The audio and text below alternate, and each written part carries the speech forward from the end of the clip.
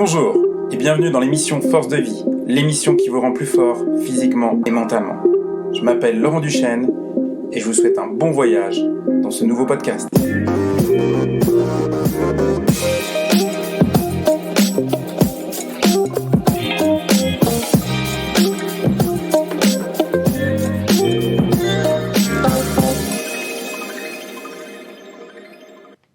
Bonjour à tous et bienvenue dans l'émission Force de vie. Aujourd'hui, un épisode entièrement dédié à l'exposition au froid, un sujet qui intéresse de plus en plus, et peut-être grâce à une personne qui s'appelle Wim Hof, un Hollandais qui a remis cette technique au goût du jour, qui a écrit plusieurs livres à ce sujet et qui a également été à l'origine de quelques records dans l'exposition au froid.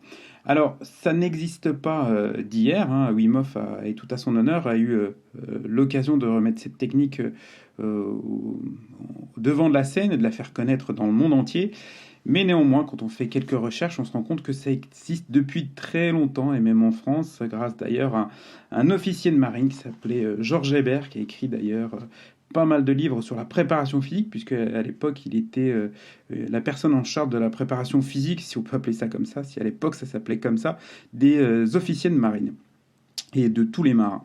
Donc d'ailleurs, je vous recommande vivement son livre qui est extrêmement intéressant, et vous allez vous rendre compte qu'à travers le livre de Georges Hébert, tout ce qui était préparation physique, mais aussi bien exposition au froid, entraînement à l'extérieur et ce qu'on appellerait aujourd'hui l'entraînement fonctionnel, existait déjà à son époque et il l'avait mis au devant de la scène. Mais revenons à notre sujet du jour, donc l'exposition au froid. Alors moi, je vais vous parler d'exposition au froid en milieu naturel, puisqu'on pourrait aussi s'intéresser à la cryothérapie, mais c'est un peu la même chose, mais c'est deux choses différentes. Donc moi, je vais vous parler aujourd'hui vraiment de l'exposition au froid en milieu naturel. Alors, tout d'abord, vous avez vu un petit peu l'histoire, mais maintenant, je vais vous parler des bienfaits de s'exposer au froid. Donc après, on parlera aussi des consignes de sécurité, puisque ça ne s'improvise pas. Mais sur les bienfaits, il y en a beaucoup. Déjà, vous allez renforcer votre système immunitaire. Vous allez également, c'est peut-être là aussi la chose la plus intéressante, c'est sur la partie circulation. Donc vous allez nettoyer quasiment 100 000 km de veines. Il faut savoir qu'on a 100 000 km de veines dans son corps à peu près. Et bien vous allez nettoyer ces 100 000 km en quelques secondes grâce à cette exposition au froid.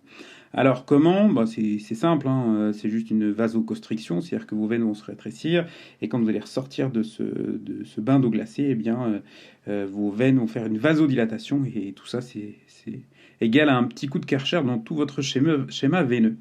Donc ça c'est déjà un bénéfice énorme. D'ailleurs ça me fait penser à une personne, parce que j'ai vécu longtemps en Croatie et lorsque je me faisais masser par une masseuse et je lui avais posé la question un jour, pour toi c'est quoi les critères pas du bien-être, mais de la bonne santé, le premier critère est une bonne circulation. Donc vous voyez l'intérêt de travailler votre circulation, en tout cas de l'entretenir. Alors ensuite, on a d'autres bienfaits qui sont aussi psychologiques, je dirais, mentales. C'est-à-dire que le fait de se plonger dans un bain d'eau glacée et d'en ressortir, vous allez déjà vous sentir en vie. Complètement vivant. Si vous n'avez jamais essayé, vous verrez que c'est une exposition, que c'est une expérience, mais c'est en même temps une exposition au froid, qui vous révèle quelque part le sens des priorités et vous fait vivre dans le moment présent. Donc vous allez vraiment vous sentir en vie lors de ce bain d'eau glacée. D'ailleurs, c'est aussi un des dangers lorsqu'on le pratique. Moi, je l'ai pratiqué en mer, mais aussi bien en eau douce et également dans un lavoir. On a une sensation d'ivresse qui fait que finalement, on n'a plus froid. Donc, on va dire qu'on a froid les 30 premières secondes. Mais on s'adapte très vite quand on a une certaine technique. Et finalement, on se sent tellement bien. Donc, il y a certainement une raison. C'est que le froid est aussi un antalgique. Donc, vous n'avez aucune douleur, vous ne ressentez absolument plus rien, vous êtes comme un morceau de glace quelque part, et vous sentez très très très très bien. Donc vous n'avez plus envie de ressortir, et c'est là que peut arriver le danger, donc l'hypothermie. Donc ça, à faire attention. D'ailleurs, on dit que une des consignes, hein, c'est une eau à 5 degrés, c'est pas plus de 5 minutes, une eau à 3 degrés, pas plus, une eau à 7 degrés, ça peut être 7 minutes, etc. etc. Alors par contre, je voudrais quand même vous faire part d'une anecdote, puisque j'ai l'occasion de faire ça en eau douce et en eau de mer.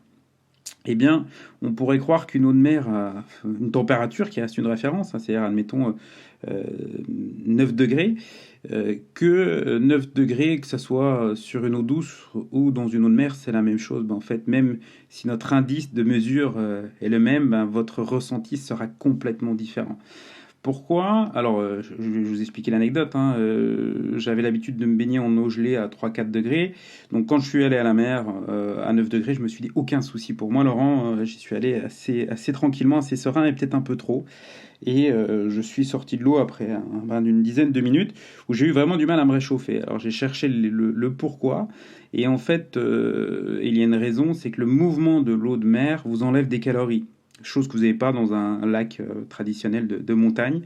Et puis un autre facteur, c'est la salinité, le sel de l'eau de mer, qui fait que ceci également alourdit la masse de l'eau et donc vous enlève des calories. Donc faites attention si vous faites ce type de bain, que ce soit en eau douce ou en eau de mer, c'est pas tout à fait la même chose. Après, sur les consignes de sécurité, donc forcément, c'est des choses qui ne s'improvisent pas. Euh, Moi, j'ai eu la chance de faire ça en fonction que la température descendait, donc ça permet de s'acclimater à ce froid. Mais en même temps, il y a une préparation mentale, c'est-à-dire que on va vraiment se projeter dans ce bain. On va le visualiser, on va déjà savoir pourquoi on fait ça.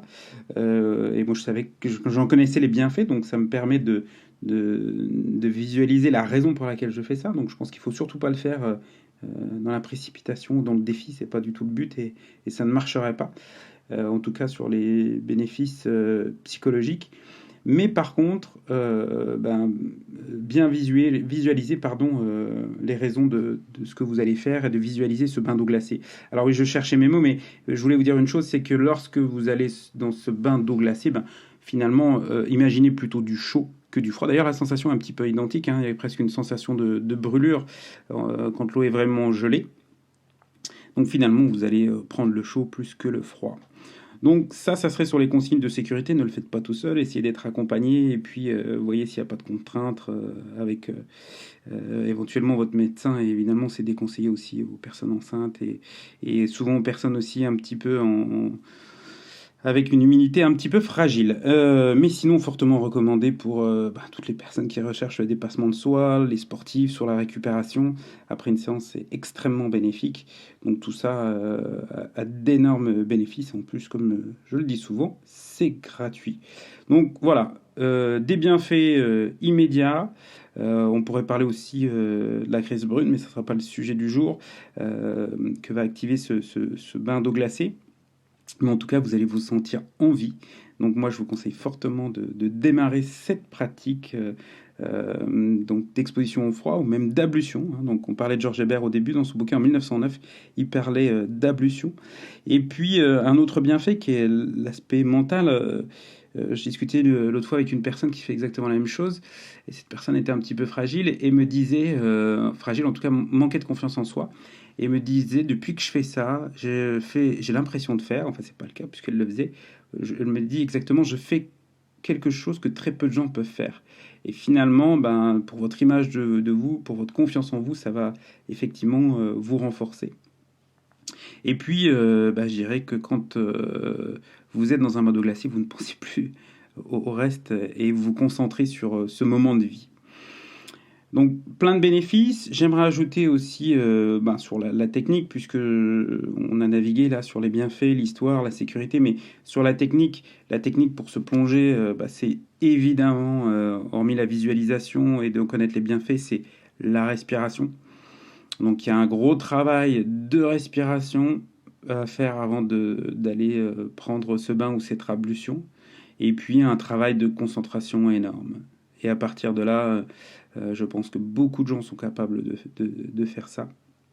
Et je vous le conseille fortement, mais en toute sécurité. Voilà, n'hésitez pas à suivre mes podcasts, mais aussi à aller visiter mon site internet laurentduchesne.fr.